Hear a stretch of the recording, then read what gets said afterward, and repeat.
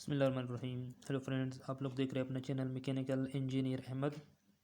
आज हम डिस्कस करेंगे what is the difference among kilowatt, kilo volt ampere and kilowatt hour. तो चलिए इसको स्टार्ट करते हैं। Kilo watt and kilo volt ampere, ये दोनों जो है इसको हम कहते हैं पावर, और किलो वाट आवर जो है इसको हम कहते हैं एनर्जी। ठीक है, एक एग्जांपल के ज़रिए से मैं आप लोगों को समझाने की कोशिश करूँगा। फॉर एग्ज़ाम्पल, एक हीटर है मेरे पास। अब इस हीटर को चलाने के लिए जो एनर्जी चाहिए, जो बिजली चाहिए, उसको हम कहते हैं पावर।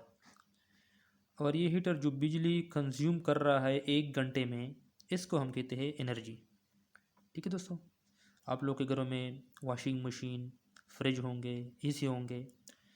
अभी उनको जो चलाने के लिए जो रिक्वायर्ड अमाउंट ऑफ इलेक्ट्रिसिटी होती है, उसको हम कहते हैं पावर।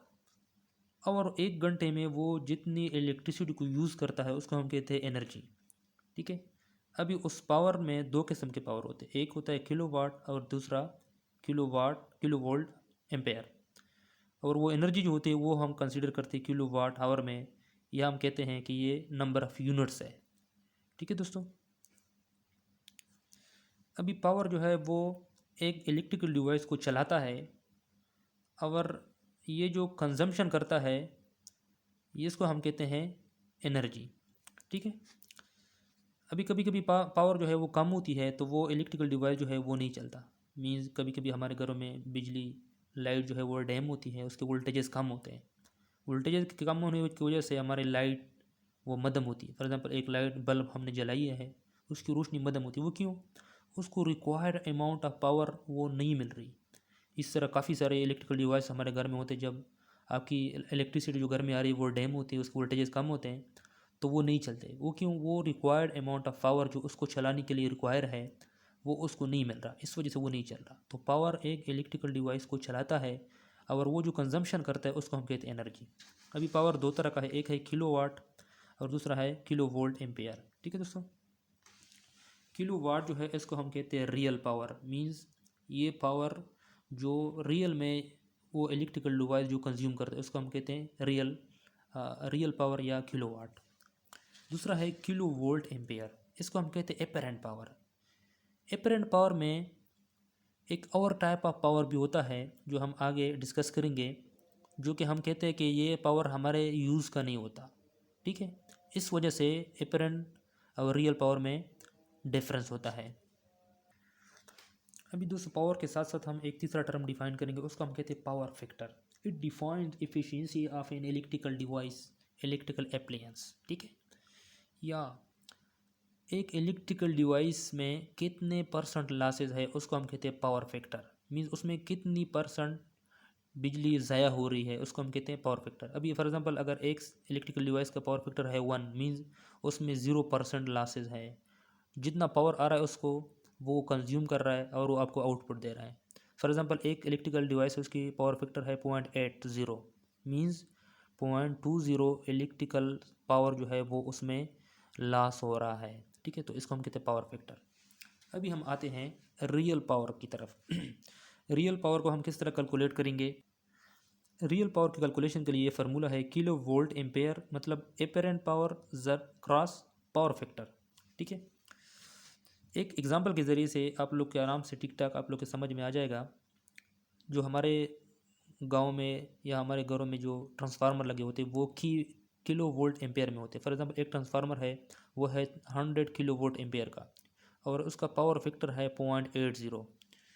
यहाँ पे अगर हम ये दोनों वैल्यू पुट करेंगे, 100 किलो वोल्ट एम्पेयर, और यहाँ पे हम पुट करें पावर फैक्टर 0.80, तो इन दोनों को हम मल्टीप्लाई करेंगे तो इससे आ गया मेरे पास 80 किलो वाट। ठीक है, अभी उसकी रेटिंग थी 100 किलो वोल्ट एम्पियर, लेकिन इसका पावर मेरे पास 80 किलो वाट आ गया। तो मीन्स कि आपके एपरेंट पावर में वो लॉसेस वो भी इंक्लूड होते हैं। ठीक है, इसमें 20% लॉसेस थे जो पावर फैक्टर की सूरत में मैंने निकाले। इसका रियल पावर कितना है? वो है 80 किलो वाट। मीन्स इसी ट्रांसफार्मर के ऊपर आप अपने घरों, अपने मोहल्ले में 80 किलो वाट तक लोड चला सकते हैं। इससे ज़्यादा ये आपको नहीं देगा। जो 100 किलो वोल्ट एम्पेयर इसकी रेटिंग है, इसमें पावर फैक्टर भी इंक्लूड होता है। लेकिन किलोवाट में पावर फैक्टर इंक्लूड नहीं होता, मीन्स वो ऑलरेडी उसमें उन्होंने एम्बेड किया होता, उसने रिमूव किया होता है, ठीक है। किलो वोल्ट एम्पेयर क्या चीज़ है, इसको हम किस तरह निकालेंगे, kilo volt ampere is equal to kilo watt plus kilo var, ठीक है। अभी किलो वार क्या चीज़ है, इसको इसको हम कहते हैं टोटल पावर और एपरेंट पावर, ठीक है। किलो वार क्या चीज़ है, फॉर एग्जांपल इसका मिसाल मैं आप लोग को इस तरह दे देता हूँ कि एक पिप्सी कैन है आपके पास, एक ग्लास है, उसमें आप पिप्सी डाल रहे हैं, ठीक है। पिप्सी डालते वक्त आप लोग ने ये देखा होगा कि आप लोग पिप्सी डालते हैं उसमें जॉग सा बन जाता है। अभी वो नीचे थोड़ी सी पोर्शन में पिप्सी होती है, ऊपर सारा का सारा ग्लास भर जाता है जॉग से।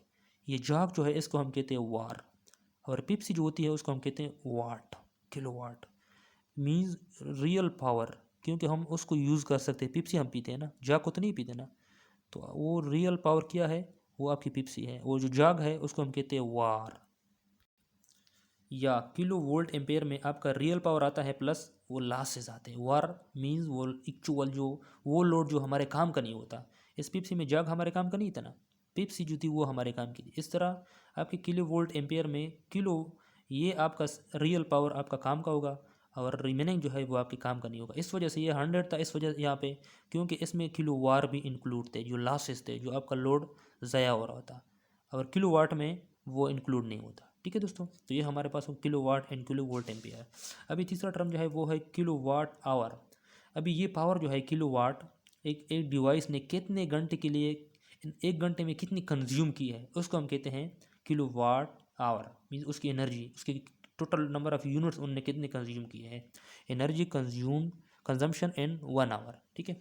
अभी एक इलेक्ट्रिकल डिवाइस है और आपने उसकी टोटल एनर्जी कंजम्पशन निकालने, तो उसके लिए ठीक ठाक आप एक फार्मूला है, अगर आप लोग इसमें जस्ट वैल्यू पुट करेंगे तो टोटल नंबर ऑफ़ यूनिट्स भी आप लोग के पास आ जाएंगे। फॉर एग्जांपल एक 1500 वाट एसी है, उसको मैं 5 घंटों के लिए चलाना चाहता हूँ, तो उसकी यूनिट्स 7.5 यूनिट आपके पास आएंगे। ये फार्मूला है जैसे आपके पास number of watts divide by 1000 cross number of our.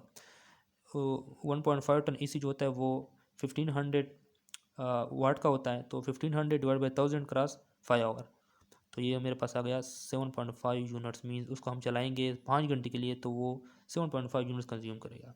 तो दोस्तों अगर आप लोगों के लिए ये वीडियो 1% भी हेल्पफुल हो, तो आप लोग मैकेनिकल इंजीनियर अहमद चैनल को सब्सक्राइब कीजिए, लाइक कीजिए और बेल आइकन दबाएं। अस्सलाम वालेकुम।